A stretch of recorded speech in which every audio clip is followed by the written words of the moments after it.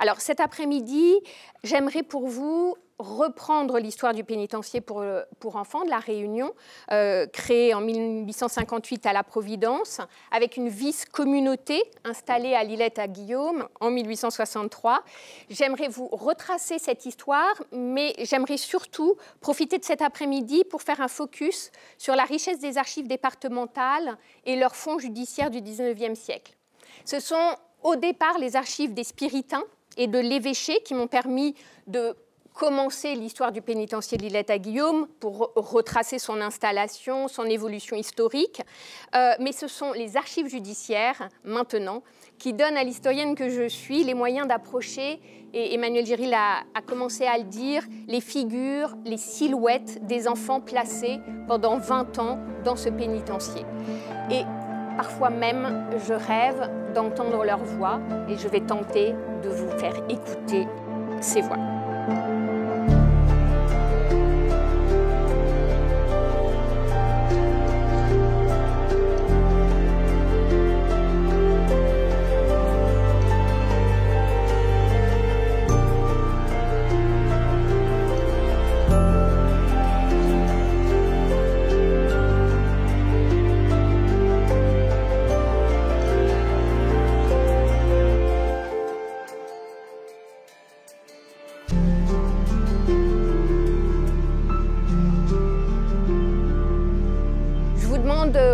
Aussi une forme d'indulgence parce que je suis vraiment en cours de travail. Les propos que je vais vous tenir sur ces voix des enfants, sur ces portraits des enfants, sont des travaux totalement inédits et pour le coup, c'est vraiment la première fois que je les présente. Je ne les ai présentés, voilà, c'est la première fois que je les présente. Alors, c'est à la fois cette histoire qui m'occupe, qui nous occupe, une histoire institutionnelle, une histoire d'une institution, une histoire coloniale, on est à La Réunion au XIXe siècle et La Réunion est une colonie, et une histoire de l'enfance. D'abord, il s'agira de vous présenter ce pénitencier pour enfants dans le contexte colonial de La Réunion au XIXe siècle, donc replacer cette histoire dans l'histoire de l'ensemble de la France au XIXe siècle. Un deuxième point sur les enfants enfermés, c'est-à-dire quels sont ces enfants qu'on enferme, et surtout, dans ce deuxième point, quelles sont les conditions disciplinaires de cet enfermement? Que se passe-t-il pour ces enfants à la Providence et surtout à l'Îlette-à-Guillaume? Et puis enfin, ce dernier chapitre auquel je tiens beaucoup aujourd'hui, qui sont ces enfants enfermés, leurs portraits et le murmure de leur voix. Alors, on est aux archives départementales et je suis historienne, donc on va commencer par présenter quand même en quelques slides les archives qui m'ont permis de faire ce travail. D'abord, les archives qui m'ont permis de raconter l'histoire du pénitencier de l'Îlette-à-Guillaume, ce sont les archives de la Congrégation du Saint-Esprit, c'est-à-dire les archives des Spiritains. Ces archives ne sont pas à La Réunion, elles sont en région parisienne, à Chevilly-Larue, dans le Val-de-Marne. Et là, on y trouve toute la correspondance des Spiritains. Les Spiritains sont des frères missionnaires qui partent beaucoup sur de nombreuses terres et donc ils vont très vite prendre l'habitude d'écrire à la maison mère pour raconter mois après mois, et je n'exagère pas, c'est vraiment mois après mois, ce qui se passe pour eux dans les lieux où ils sont missionnés. Et alors, c'est absolument fantastique pour les historiens et les historiennes, puisque vous avez une sorte de chronique mensuelle de ce qui se passe à La Réunion, à Madagascar, en Inde, etc., etc. Et j'ai pu consulter ces centaines et ces centaines de lettres pour essayer de suivre au fur et à mesure ce qui se passait à La Réunion dans la mise en place et la construction, la création du pénitencier de la Providence, puis de l'Îlette-à-Guillaume. J'ai aussi consulté des fonds du diocèse de l'évêché qui ont été très importants parce qu'ils donnent accès à des répertoires où on a les noms, les premiers noms que j'ai pu voir des enfants placés à la Providence et à l'Îlette. Et enfin, j'ai fait un tour aux archives 3 tours aux archives nationales d'outre-mer, celles qu'on appelle les ANOM, qui sont à Aix-en-Provence, et qui permettent aussi d'avoir des éléments assez précis sur l'organisation coloniale à La Réunion, sur les relations entre le gouvernement colonial et la métropole, sur les relations entre les institutions judiciaires et la métropole. Et puis là, il y a un répertoire absolument fantastique aux ANOM que je vous ai mis en photo là, en petit, qui est un répertoire nominatif tenu par les Spiritains de tous les enfants placés au pénitencier et qu'on est en train de dépouiller et de retranscrire grâce à l'aide de la DAC, ce qui va me permettre d'avoir encore de nouveaux éléments sur le patronyme, les âges des enfants qui sont placés. Et puis, bien sûr, ce qui m'occupera essentiellement aujourd'hui, ce sont les archives judiciaires, les archives départementales de La Réunion, où je suis venue 2 fois, en 2022 et 2024, la série U en particulier. Je vais revenir dessus. Donc là, je voudrais vous montrer juste 2 choses. La matérialité de ces archives. Voilà à quoi ressemble un interrogatoire d'une série U d'un jeune garçon entendu par le tribunal dans les années 1850-1860. Et puis, alors ça, vous voyez, c'est un peu aride. Passionnant, mais un peu aride à première vue. Et puis parfois, dans ces archives, il y a ces petites pépites archivistiques comme celle-là, que je ne me lasse pas de montrer les quelques fois où j'ai présenté le travail de Lilette à Guillaume. Vous avez là un faux billet de banque. Un faux billet de banque de La Réunion dessiné par Théodore Arthur, 15 ans, qui va assez vite être repéré par la justice, assez vite considéré comme un faux monnayeur et envoyé au pénitencier de Lilette à Guillaume pour 5 années suite à cette contrefaçon. Je ne suis pas bien sûre que le faux soit difficile à débusquer, mais je m'y connais peu en monnaie du 19e siècle. Vous me direz ce que vous en pensez. À ce jour, c'est 180 enfants que j'ai retrouvés dans ces archives. 180 enfants, parfois un dossier peut refermer 2 ou 3 enfants, si j'ose dire, enfermés dans le dossier. 2 ou 3 enfants, parce que 2 ou 3 enfants ont commis un vol, ont commis une violence, etc. Donc 180 enfants retrouvés avec des dossiers qui me permettent d'avoir des éléments, comme vous le voyez, à la fois sur les faits, sur les décisions judiciaires, mais aussi des informations sur la biographie des prévenus. Voilà, ça c'est les archives, un petit point sur les archives sur lesquelles on reviendra plus précisément avant de rentrer dans l'histoire. Alors l'histoire. L'histoire du pénitencier pour enfants de la Providence et de Lilette à Guillaume, c'est une histoire qui s'inscrit dans un contexte colonial de la Réunion au XIXe siècle. Et c'est vraiment une histoire qui croise à la fois la justice des enfants en France au XIXe siècle, l'histoire de la religion, ce sont des spiritains qui vont prendre la charge de ce pénitencier, et surtout l'histoire de la colonisation, puisque, là je n'ai pas besoin de développer, on est à La Réunion dans une vieille colonie de peuplement marquée par l'esclavage. Alors je n'ai pas le temps de revenir sur toute l'histoire, la chronologie de la justice des enfants en France hexagonale, mais je vais essayer juste de souligner les similitudes et les particularités du contexte juridique local lors de la création du pénitencier pour enfants de la Providence et de Lilette à Guillaume. Je l'ai dit, l'histoire débute en 1858, à un moment de très grande expansion économique de la Réunion. L'administration coloniale et les autorités religieuses entretiennent alors de bonnes relations. Et donc, l'idée du gouvernement colonial, ça va être de fonder un pénitencier pour enfants sur l'île, au même titre que ce qui se passe en métropole. Pour ce faire, donc, le gouvernement réunionnais va s'appuyer sur cette législation française du XIXe siècle, avec quelques spécificités bien locales, et qui est en particulier, et je vais beaucoup insister sur ça, en particulier celle de la régulation imposée aux engagés. dimension qui, bien sûr, sur le territoire hexagonal, n'existe pas. Si les missionnaires sont choisis pour porter ce nouveau pénitencier, c'est bien sûr parce que les missionnaires, les spiritains, sont bien connus déjà à La Réunion. Ils y sont installés depuis au moins les années 1830. Mais surtout, ils ont une expérience, une expertise spécifique par rapport aux colonies pénitentiaires, par rapport aux pénitenciers pour enfants, puisqu'ils ont fondé, enfin ils n'ont pas fondé, mais ils ont repris une colonie pénitentiaire en Bretagne, Saint-Ilane, dès 1855. Voilà, donc on va prendre rapidement ces 3 points pour vous mettre le contexte de création du pénitencier dans le contexte général de la France du XIXe siècle.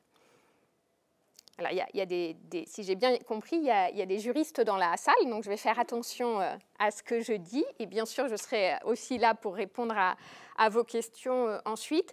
C'est très important d'essayer de comprendre, au moment où est créé le pénitencier, où en est l'adaptation de la législation de métropole à La Réunion. Les choses ne se passent pas de manière simultanée. Le code civil, par exemple, qui est instauré en France à partir de 1804, va finalement s'installer assez vite à La Réunion, puisque dès 1805, il est instauré sur les terres réunionnaises et apparaît dans ce code pénal, à la fois en métropole et à La Réunion, ce qu'on appelle la correction paternelle. La correction paternelle, c'est cette loi qui permet à la justice, je vais le dire autrement, c'est cette loi qui permet aux parents, le père, pas les parents, le père, de demander à la justice le placement de son enfant s'il a des graves mécontentements à son encontre. La correction paternelle est installée en métropole en 1804. Elle est tout à fait organisée de la même manière à La Réunion à partir de 1805. Et c'est une loi qui va autoriser à placer des enfants sur simple décision du père de 1805 à la fin des années 50, 1958. Donc vous voyez, c'est une loi très importante et qui est installée à La Réunion très rapidement après la métropole. Ensuite, deuxième loi, bien sûr, très importante pour nos histoires, c'est, code, c'est le code pénal. Le code pénal, en métropole, c'est 1810.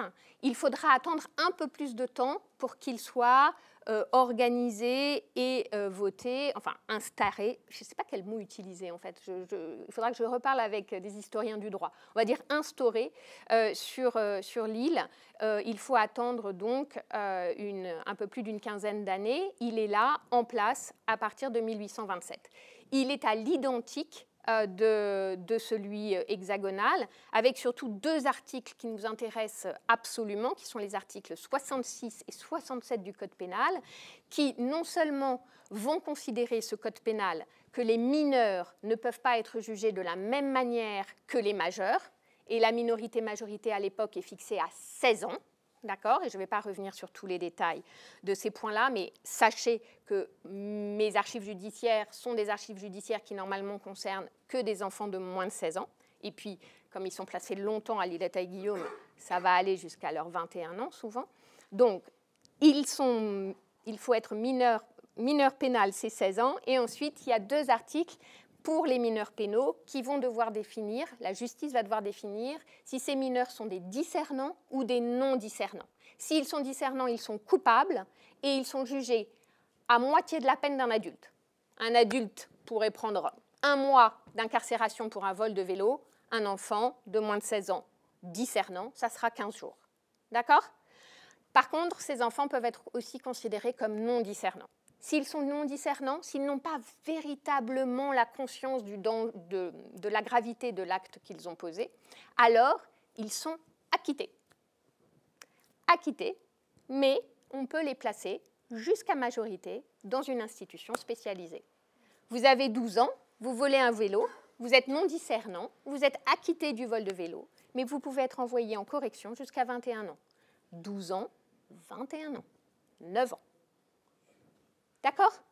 Et ça s'inscrit aussi ici à La Réunion à partir de 1827, et c'est ce qu'on retrouve, bien sûr, et je vais vous le montrer, dans les archives judiciaires. Enfin, ici, c'est le ministère de la Marine et des Colonies qui est en charge des affaires judiciaires et pénitentiaires, ce qui fait une différence importante avec, bien sûr, la métropole. Deuxième point qui me semble indispensable à avoir en tête, c'est qu'en métropole, dans l'Hexagone, la loi qui vient instaurer de manière générale la prise en charge des enfants non discernants acquittés dans des institutions qu'on va appeler dans le langage commun des maisons de correction, des maisons de redressement, qu'on appelle dans le langage administratif des colonies agricoles pénitentiaires. Cette loi, elle date du 5 août 1850. C'est elle qui vient dire que ce qui se passe à Métré, par exemple, la grande colonie pénitentiaire agricole française tout près de Tours, c'est ça qu'il faut faire. Voilà. Le modèle de Métré va être repris dans cette loi de 1850 en disant c'est comme ça qu'on doit faire. Il faut des colonies, et là le mot colonie, c'est colonie agricole pénitentiaire, d'accord ? C'est pas un espace de colonisé. Il faut sortir les enfants de la ville, il faut les enlever de leur famille, parce que c'est la famille qui est mauvaise, il faut leur donner une formation agricole ou artisanale, il faut bien sûr, ce n'est pas des colonies de vacances non plus, il faut organiser une discipline stricte et importante, et il faut favoriser l'initiative privée. Ce n'est pas à l'État d'organiser ces colonies agricoles pénitentiaires, c'est d'abord au privé, aux institutions religieuses, par exemple, et ensuite, l'État prendra la relève si le privé ne parvient pas à répondre à la demande. Voilà, ça, c'est la loi de 1850, c'est celle qui instaure les maisons de correction, les maisons de redressement dans l'Hexagone et qui va avoir un succès absolument phénoménal, puisque ça va vraiment être le modèle de la prise en charge des enfants de justice des années 1850 à la Seconde Guerre mondiale. Donc vraiment quelque chose d'extrêmement important. On invente le placement pour les enfants, ce qui n'existe pas pour les adultes.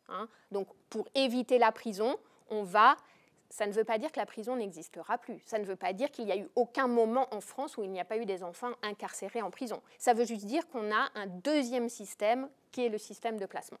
Cette loi n'est instaurée à La Réunion qu'en 1876. On a un problème là. Je vous parle d'une colonie pénitentiaire qui est créée en 1858 et je vous dis que la loi qui l'autorise n'arrive à La Réunion qu'en 1876. Voilà, il va y avoir un décalage entre ce qui se fait et ce qui se fait dans le cadre de la loi. Et on se rend compte dans les archives que les Spiritains, le gouvernement colonial, etc., connaissent très très bien la loi de 1850 et ils l'appliquent alors même qu'elle n'est pas encore instaurée à La Réunion. Donc elle est là, présente. Il faudra attendre 1876 pour qu'elle soit officiellement utilisée. Et on voit très bien dans les correspondances à quel point elle est connue. Troisième point, c'est la question de l'engagisme. C'est la question des ateliers de discipline. C'est une question qui, bien sûr, n'existe absolument pas dans la métropole et dans l'Hexagone. Alors là non plus, je ne vais pas du tout...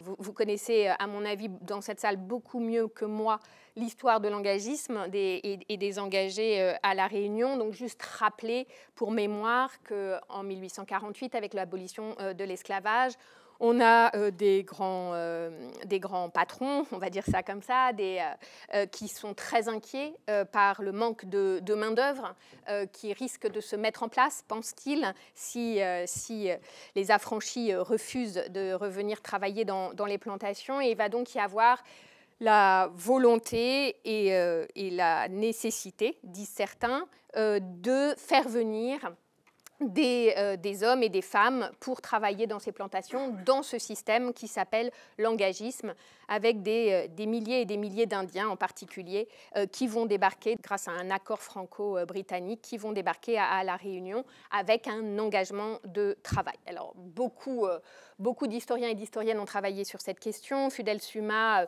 parlait d'une forme de servilisme, d'un continuum de l'histoire de l'esclavage à travers cette histoire de l'engagisme. Je ne fais pas une histoire de l'engagisme. En tout cas, ce qui est très clair, c'est que quand on travaille sur les archives judiciaires, c'est qu'on se rend compte qu'il y a un système de contrôle de la mobilité et de la surveillance des engagés qui est extrêmement fort. C'est-à-dire qu'on se rend compte à la fois avec les décrets que je vous ai mis là et puis surtout dans les archives, à quel point la mobilité, on va le dire comme ça, la liberté de mobilité des engagés, la liberté de choix des engagés est extrêmement contraint, d'abord par les décrets de 1849, puis par ceux de 1852, puis aussi par les lois autour du vagabondage, et j'y reviendrai.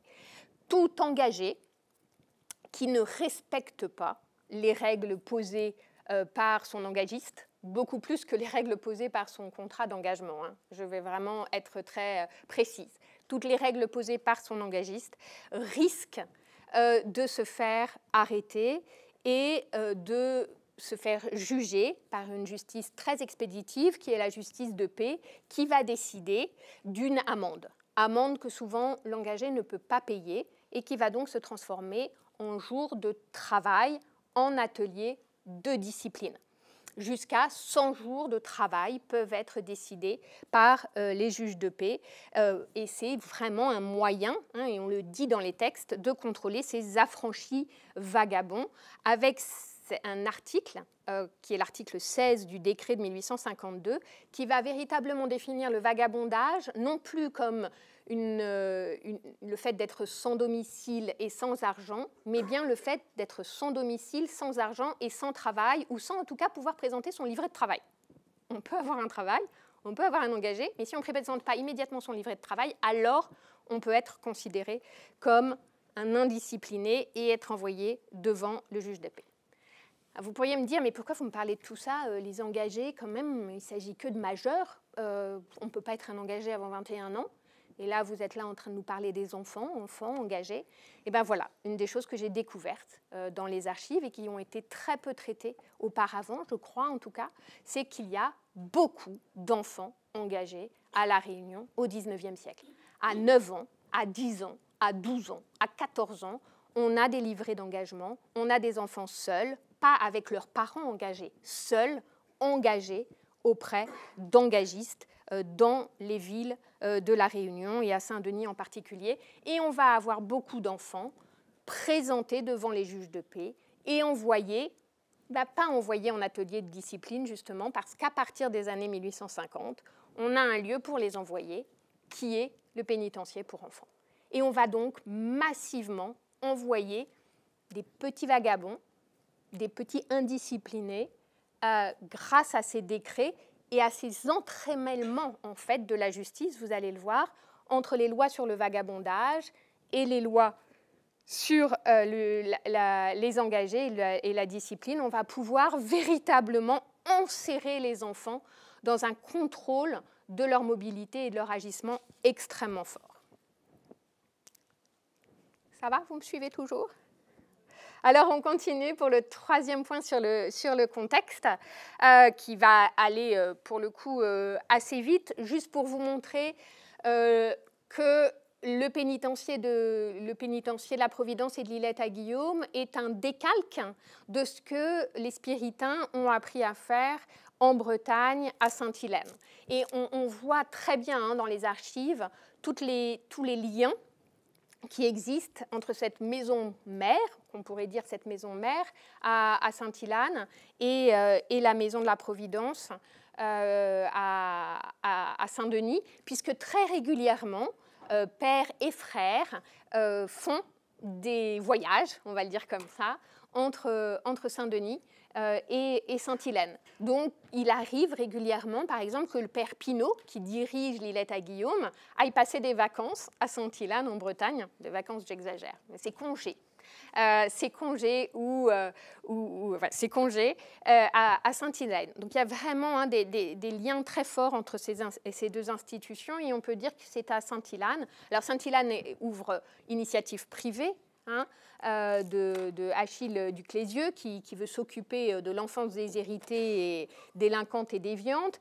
Il a du mal avec son initiative et donc il va faire appel aux Spiritains parce qu'il a une confiance forte dans cette congrégation pour reprendre le pénitencier de Sainte-Hilane. Et c'est les Spiritains qui vont diriger ce lieu jusqu'en 1903. Et ce sera, je le redis, à la fois un modèle, à la fois aussi une source de personnel. C'est-à-dire qu'il y a des personnels formés à Sainte-Hilane qui ensuite arrivent à la Providence et à l'Îlette-à-Guillaume pour y travailler.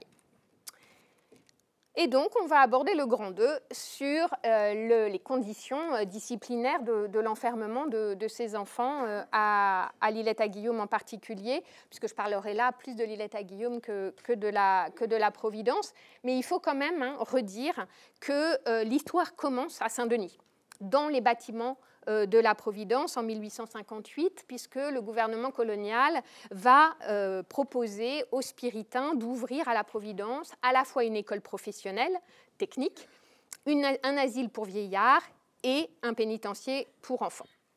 Il s'agit, exactement comme en métropole, et c'est ce qui est écrit dans la sorte de convention que vont signer les Spiritains avec le gouvernement colonial, il s'agit d'éviter que les enfants des classes populaires vagabondent, volent ou provoquent, comme je l'utilisais tout à l'heure ce mot, provoquent le mécontentement de leur famille ou de leur patron. Voilà, donc ça s'installe en 1858 à la Providence, et puis assez vite il y a des maladies, assez vite il y a de la surpopulation, trop d'enfants placés, et le supérieur Duboin, qui est le supérieur de la Providence, qui gère à la fois l'école, l'asile pour vieillards et le pénitencier, va se convaincre qu'il faut un deuxième lieu pour les enfants, et que ce deuxième lieu pourrait être sur le plateau à la montagne de l'Îlette-à-Guillaume. Et il va s'évertuer, courrier après courrier, discussion après discussion, de convaincre sa congrégation de la nécessité spirituelle et matérielle d'acquérir ce deuxième pénitencier. C'est un endroit, dit-il, appelé l'Îlette-à-Guillaume, qui est tout à fait séparé du monde. On ne peut pas avoir de rapport avec personne. C'est dire à quel point c'est idéal pour la correction et le redressement des enfants. Alors, je ne sais pas si certains et certaines d'entre vous sont déjà allés à l'Îlette-à-Guillaume, ça reste un endroit très isolé et très lointain, et on a quand même du mal à se dire que quelqu'un a eu l'idée d'y créer un pénitencier pour y placer des centaines d'enfants. Ça reste quand même extrêmement particulier comme choix. Mais c'est vrai que c'est un choix qui répond à deux conditions importantes, à la fois pour le pénitencier et pour les Spiritains. D'abord, pour la philosophie générale des maisons de correction et le redressement des enfants, c'est un lieu éloigné, on peut le dire, et qui va permettre la rédemption par le travail. C'est-à-dire qu'on a vraiment tout à y faire, et il y a beaucoup de travaux à proposer aux enfants qui seront totalement isolés du monde, donc qui pourront, dans cet isolement et ce travail, se redresser, et c'est ce qu'on cherche, se repentir, entrer en eux-mêmes. On est là aussi dans une organisation religieuse, c'est très important, et puis qui pourront prendre de bonnes habitudes de travail pour reprendre le bon chemin. Et puis, deuxième pan quand même très important sur lequel Dubois insiste beaucoup, c'est que c'est aussi un pénitencier qui devrait offrir de grandes richesses économiques à la congrégation.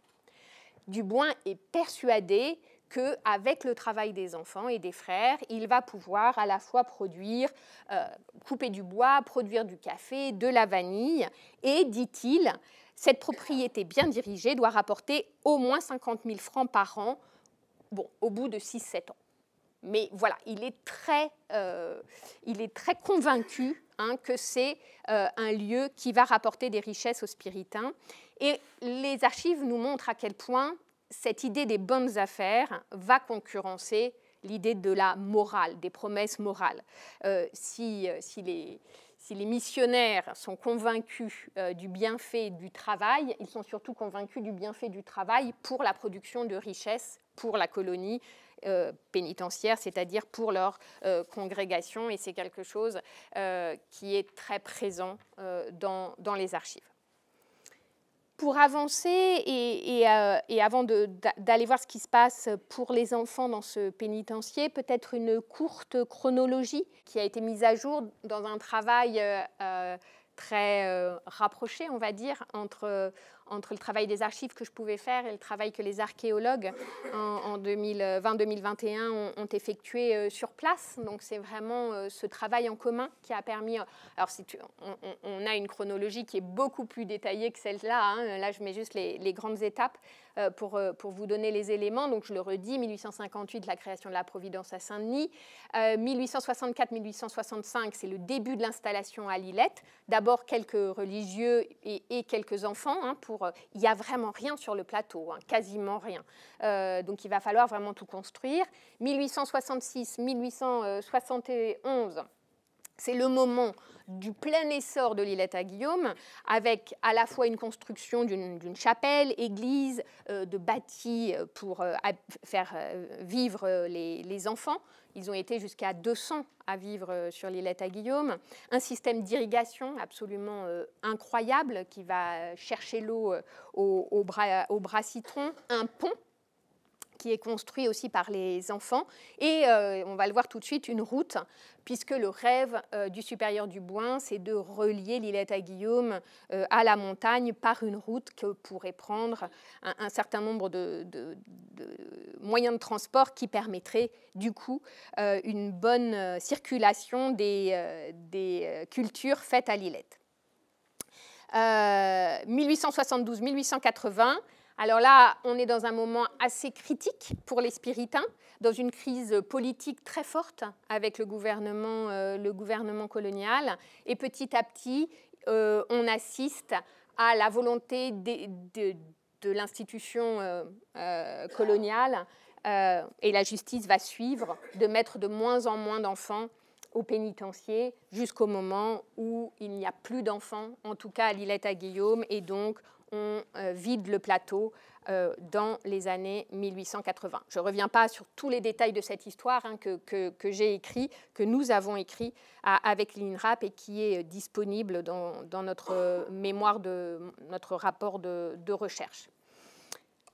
Quelques mots tout de même donc sur la vie de ces enfants à Lillette à Guillaume.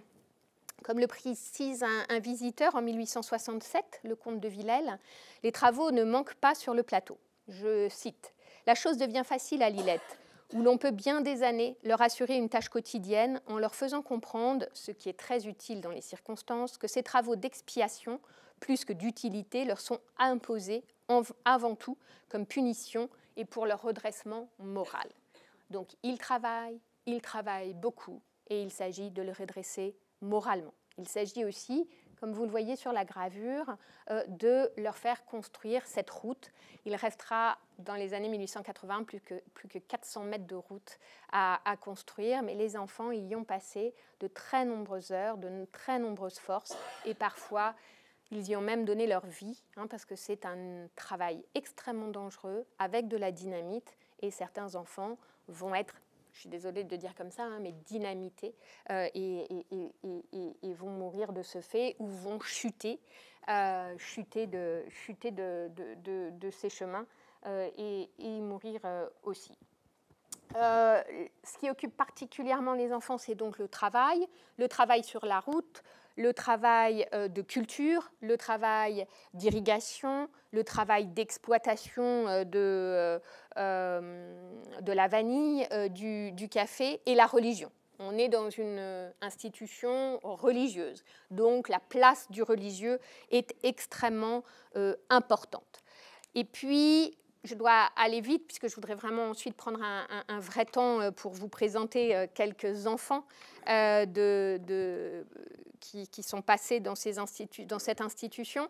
Dire quand même un mot aussi sur la très stricte discipline qui est à l'œuvre à Lillette à Guillaume. On a affaire à un pénitencier pour enfants et l'ensemble des recherches historiques qui ont été faites sur les colonies agricoles pénitentiaires nous montrent que ce sont des lieux où les violences institutionnelles sont très nombreuses.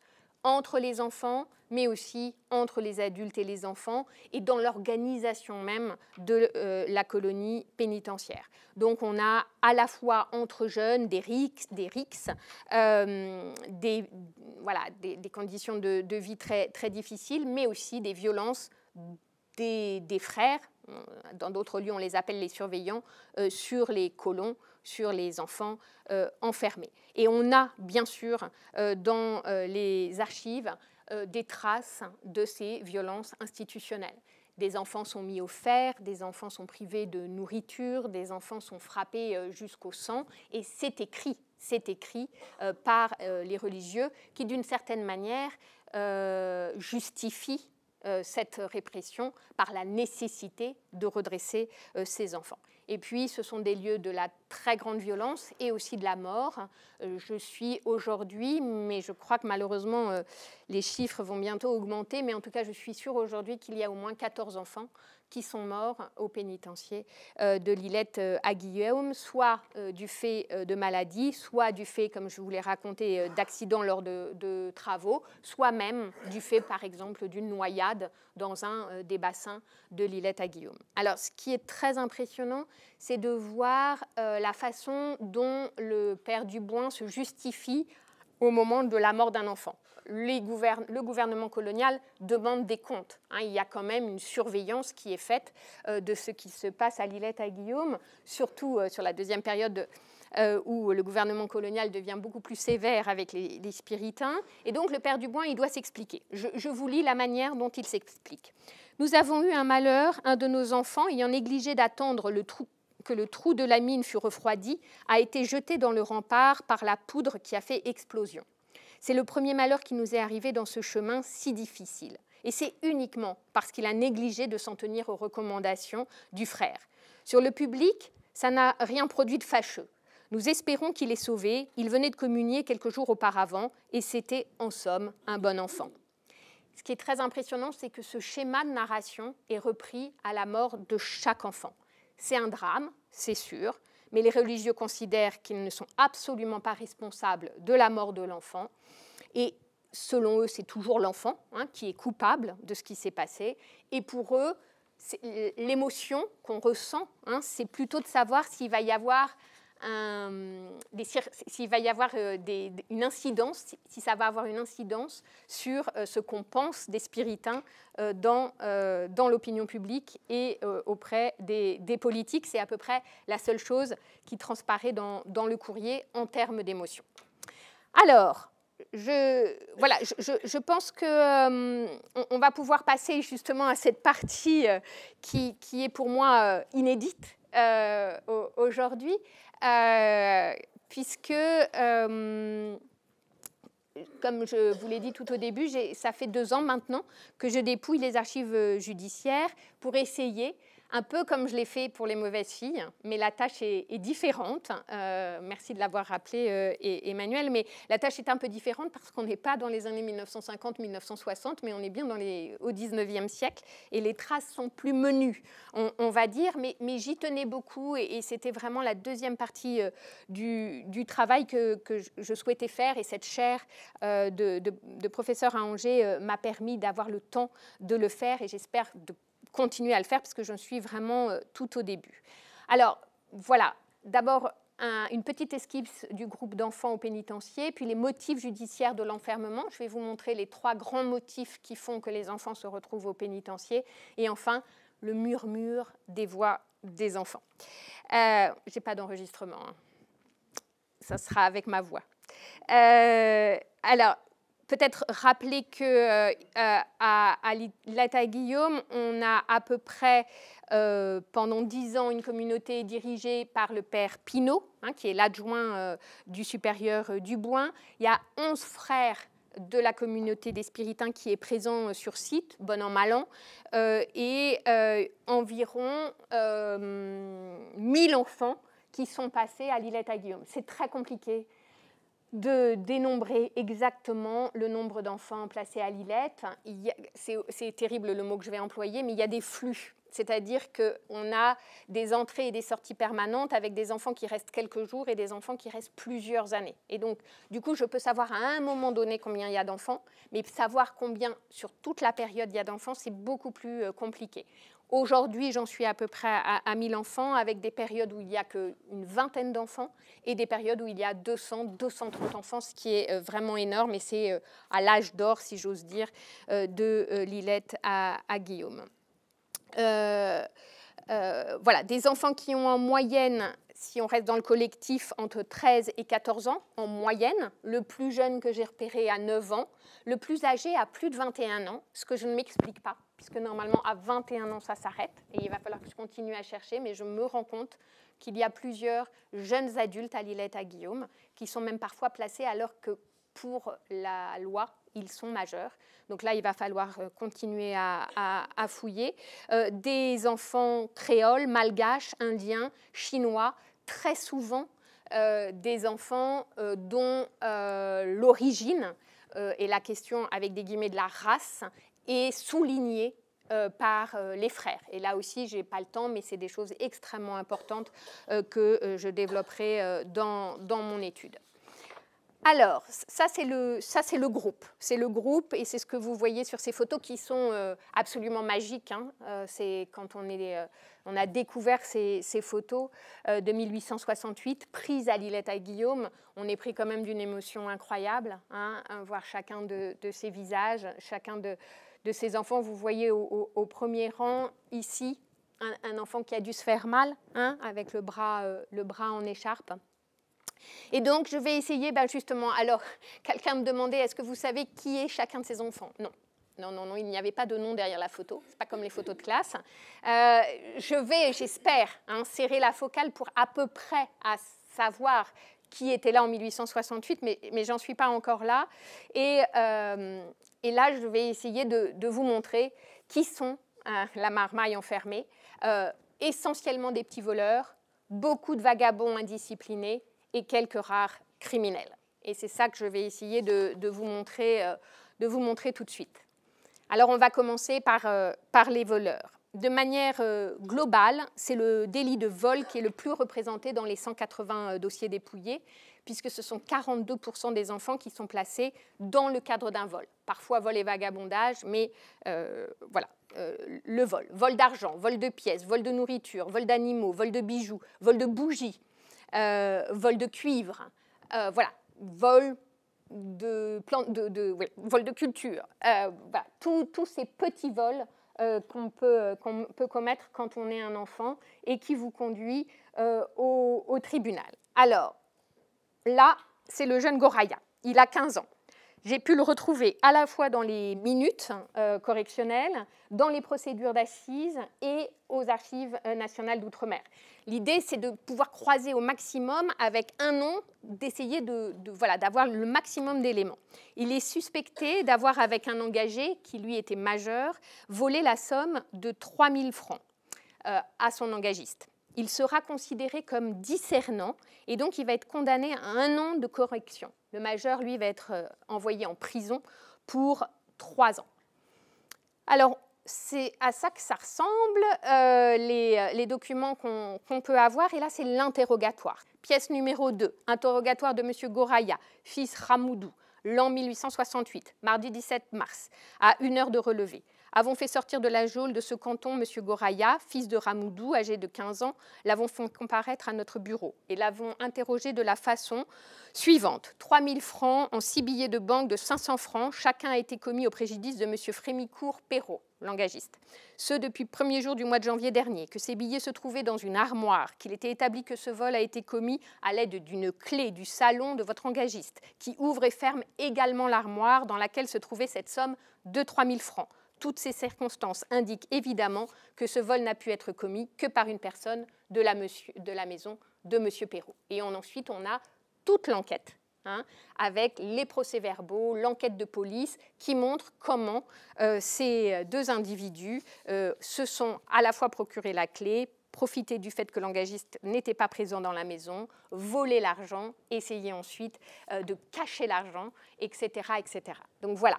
Et tout ça, ce sont des éléments qu'on retrouve dans la plupart des dossiers pour vol, surtout quand ces vols sont jugés aux assises, parce que ça nous donne beaucoup plus d'éléments autour de l'instruction. L'autre cause majeure de placement au pénitencier, c'est le vagabondage. Comme je vous l'ai expliqué, le vagabondage et je vais vous le remontrer ici, l'enfant vagabond va être pris par deux lois de répression. La loi sur le vagabondage, en France, le vagabondage des mineurs est interdit, c'est un délit jusqu'en 1935. Voilà, un enfant sans travail, sans domicile, sans argent, est un enfant vagabond et de ce fait, il peut être placé. Et à La Réunion, en plus, on va utiliser l'article 16 du décret de 1852 pour surpunir un enfant qui serait sans livret d'engagement sur lui ou sans pouvoir prouver qu'il est bien régulièrement chez son engagiste. Alors, le vagabondage est extrêmement présent dans mes archives. Le voilà, le répertoire de l'ANOM. J'ai pour habitude de dire que c'est un grand tableau XL.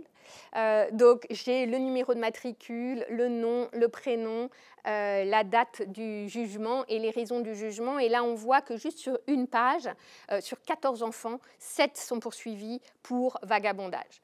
De manière globale, sur les 180 dossiers dépouillés, il y en a 25% qui sont des enfants placés, enfermés, par le fait du vagabondage. Et là, je vous montre les minutes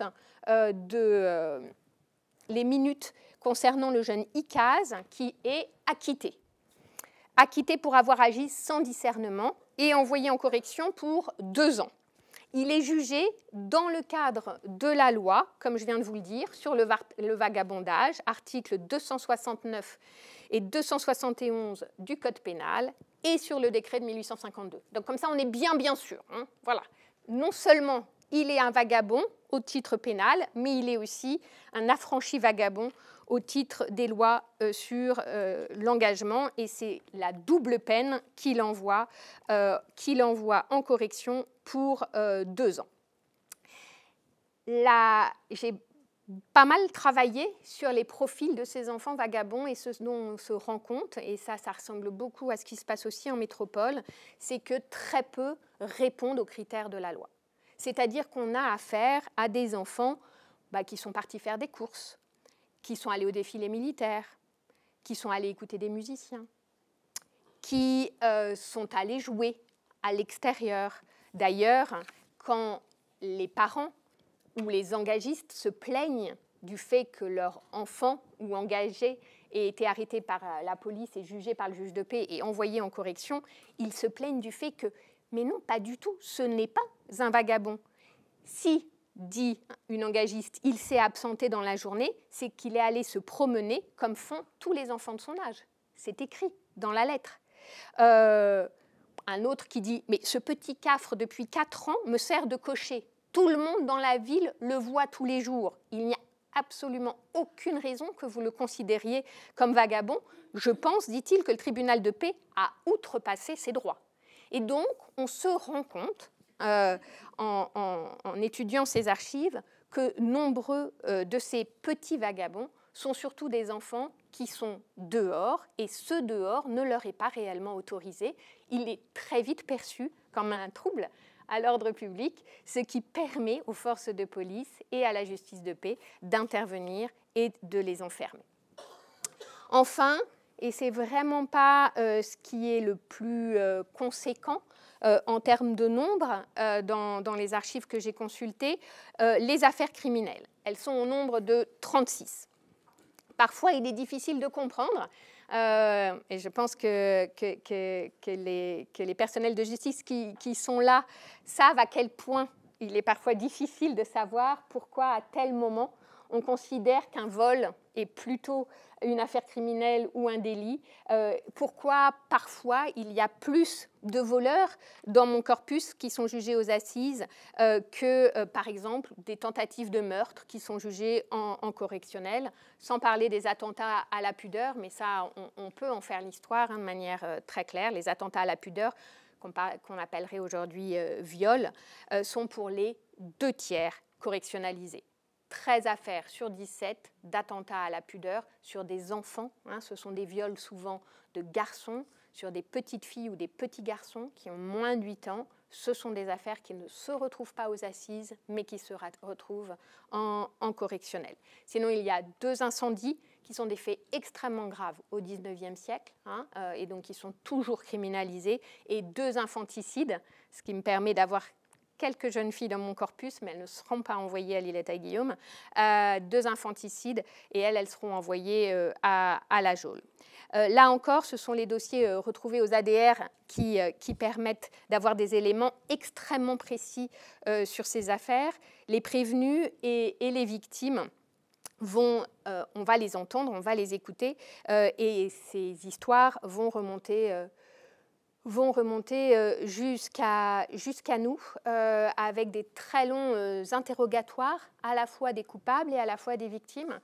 Alors, je vous laisse peut-être lire ce témoignage. C'est difficile à lire, c'est pas très agréable, mais c'est aussi ça, l'histoire de la justice. Donc, l'histoire de Édouard Joseph, créole de 8 ans, demeurant avec son père, qui, comme le temps tourne un peu, je vous résume l'affaire, qui va retrouver des camarades alors qu'il allait voir la musique militaire après la messe, et qui va se faire violer par Édouard Hippolyte de manière très, très violente. Il se débat, il crie, mais le viol a lieu. Et il va avoir le courage d'en parler à son père, et son père va porter plainte. Et donc, on va pouvoir arrêter le jeune Cabestin qui sera jugé, qui sera cette fois-ci jugé aux assises, et qui sera envoyé pour 5 ans en correction au pénitencier. La voix de ses enfants. Là, on entend la voix d'un petit garçon de 8 ans avec les mots d'un petit enfant de 8 ans. Je ne sais pas si vous voyez, mais il explique qu'il a tiré l'épingle de mon pantalon, qu'il a descendu et m'a pris par derrière à bras le corps. Quand je l'ai vu voulant me faire du mal, j'ai fait résistance, j'ai crié. Alors il m'a jeté par terre, et il a introduit son cabot entre mes fesses. Et le cabot est mis entre guillemets dans l'archive. C'est vraiment le mot, là on peut réellement penser que c'est le mot que l'enfant utilise pour parler du sexe de son assaillant. Les mots des enfants, on les trouve aussi dans beaucoup d'autres archives. Alors parfois, c'est des mots qui peuvent faire s'ouvrir et qui nous donnent à voir l'enfance réunionnaise au XIXe siècle. Là, c'est un engagiste qui se plaint qu'on ait jugé pour vagabondage un de ces jeunes engagés. Cet enfant n'est pas un vagabond, mais comme il a un amour-propre excessif, il n'a pas voulu, même après les instances de son père, avouer qu'il est à mon service. C'est un indépendant à sa manière, surtout lorsqu'il met ses bottines rouges pour se promener la nuit. Et donc, on a comme ça des petites scènes de la vie quotidienne et de ces enfants. Parfois, les mots des enfants sont des mots comme ceux de la victime, mais aussi parfois de ceux qui vont être jugés coupables, des mots très, très durs et très forts, comme celui de Nassibou, 10 fois, 13 ans, engagé chez un monsieur Léon Vert et poursuivi pour l'incendie de la maison. Il déclare au juge lors de son audition, le 23 octobre 1873, « Ce qui m'a porté à cette action, ce sont les mauvais traitements dont je suis constamment l'objet de la part de mon engagiste. Monsieur Vert m'a administré tant de coups à l'aide du premier corps contendant qui lui tombait sous la main, fer ou bois, que j'en ai la peau de la tête déchirée dans plusieurs endroits. La cicatrice que vous voyez au front, au-dessus de l'œil, est le résultat d'un de ces coups. » Ce garçon sera finalement reconnu coupable de l'incendie. Il est considéré comme ayant agi avec discernement et il est condamné à 7 ans de pénitencier. Et puis parfois, on a le jeu, comme on a là le jeu, mais le jeu retranscrit par le greffier. On a le jeu direct, le jeu du jeune qui écrit. Alors, c'est très rare. Et quand ça arrive, ça donne un peu la chair de poule. J'ai eu la chair de poule quand j'ai lu la lettre de Jules Joseph, placé depuis 7 ans au pénitencier et qui demande au procureur de pouvoir sortir parce qu'il a trouvé une femme prête à l'engager. Monsieur le procureur général, je prends la respectueuse liberté de m'adresser à vous pour obtenir votre clémence, grâce et liberté. J'ai eu le malheur de perdre mon père et ma mère. Je n'ai plus de parents qui s'occupent de moi. J'ai été pris il y a à peu près 7 ans à une heure indue dans les rues et j'ai été condamné au pénitencier comme vagabond et orphelin jusqu'à ma majorité. Mais ayant trouvé une personne généreuse, Madame Silver Eugénie, qui veut s'occuper et avoir soin de moi jusqu'à ce que je saurai me guider par moi-même, je viens implorer votre bonté. Daignez de moi et m'accorder la liberté d'aller au service de cette dame qui a bien voulu jeter un œil de compassion sur mon sort. Et on a le petit mot de la dame qui confirme qu'elle est prête à prendre ce jeune homme. Alors je continue à chercher Jules Joseph dans les archives. Pour l'instant, je ne sais pas pourquoi il a été placé au pénitencier. Je ne sais pas à quel moment il a été placé au pénitencier, mais je ne doute pas que je finirai par retrouver sa trace. Les archives, elles donnent aussi à voir, et après je vais m'arrêter, mais elles donnent aussi à voir des descriptions physiques qui sont presque comme des photographies. Et ça, je n'ai pas eu le temps de le mettre dans le diaporama parce que c'est aujourd'hui que je l'ai trouvé, non, hier, pardon, hier que je l'ai trouvé pour un dossier que j'ai mis du temps à trouver, on va le dire comme ça, le jeune Tail. 12 ans, domestique engagé, pris avec des majeurs dans le vol à nouveau d'un engagiste. Et là, sur le dossier, à un moment, on a sa description. Taille 1,39 m, cheveux noirs, front ordinaire, sourcils noirs, yeux gris, nez court, bouche moyenne, menton faussette, visage ovale, teint basané, une cicatrice sur le côté gauche du front, une sur le menton du même côté. Et voilà comment, petit à petit, ces silhouettes d'enfants prennent corps. Voilà, en forme de conclusion, peut-être juste quelques mots pour conclure sur le fait que ces archives, non seulement, bien sûr, me donnent accès à ces silhouettes qui, petit à petit, se dessinent et que je n'étais pas en mesure de dessiner il y a encore un an, mais permet aussi d'analyser les modes d'intervention de la justice coloniale auprès de la jeunesse déviante. Ces dossiers, l'ensemble de ces dossiers et leur analyse permet de montrer à quel point il est difficile de comprendre parfois comment la justice et en particulier la justice pour les plus jeunes se déroule et se décide. C'est un peu là, pour le coup, comme en métropole, on a parfois beaucoup de mal à comprendre la logique et la cohérence judiciaire. Je ne suis pas sûre qu'elle soit réellement toujours de mise. Ici, deux dossiers. Celui de Francio Séverin, 15 ans, à qui il est reproché d'avoir fait un outrage à un brigadier de police et avoir volé des œuvres pieuses dans une église. Et puis le jeune France-Pierre Jean, 15 ans, qui est poursuivi pour avoir tenté de commettre un meurtre sur la personne de la jeune femme Modeste. Et si le meurtre n'a pas eu lieu, c'est qu'il a été empêché au dernier moment. Comment va trancher la justice pour ces deux enfants? Alors le jeune Francio, eh bien, il est disculpé, car il est considéré, comme maintenant vous l'avez compris, comme non discernant. Donc il est acquitté, et le tribunal considère que sa situation nécessite un redressement, et il est décidé d'une mise en correction jusqu'à majorité, donc il a 15 ans, donc ça fait un peu plus de 5 ans, d'un envoi jusqu'à majorité au pénitencier. Dans le même temps, le jeune France, lui, est reconnu coupable. Et coupable, non, il est bien discernant, et il est condamné à une peine de 5 ans, au vu de sa minorité, à l'Îlette-à-Guillaume. Et voilà comment un petit voleur et une tentative de meurtre vont se retrouver en même temps et au même endroit, pour la même durée, à l'Îlette-à-Guillaume, ce qui peut permettre, enfin, qui se pose des questions. Voilà, il est temps de terminer, même si j'aurais envie de poursuivre sur chaque situation et chaque trouvaille, comme celle une autre, ça c'était ce matin, où j'ai réalisé que maintenant je peux dire que le jeune Armand, le jeune François et le jeune Anser sont montés ensemble à l'Îlette-à-Guillaume le 26 janvier 1870. Ils y sont restés 3 mois, tous les 3. Il reste donc, vous l'avez compris, beaucoup à faire pour continuer à dessiner ces trajectoires d'enfants des classes populaires de Lille qui ont subi une double régulation liée à leur âge, à leur classe, mais également liée au contexte colonial, à leur origine et souvent au fait donc qu'ils étaient engagés.